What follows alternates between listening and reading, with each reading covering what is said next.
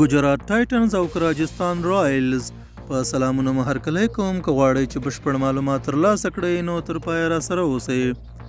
ګجرات ټایټنز او راجستان رایلز لوبډلې نن یکشنبه د هند غوره لیګ IPL د 2022 کال سیالیو پایلوبه کې مخامخ کیږي.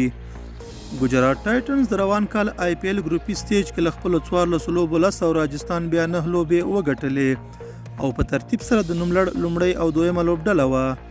ګجرات لوبډله سږ کال په IPL کې لومړی ځل دی چې لوبیږي خو ځان یې تر پایلوبې رسولی دی.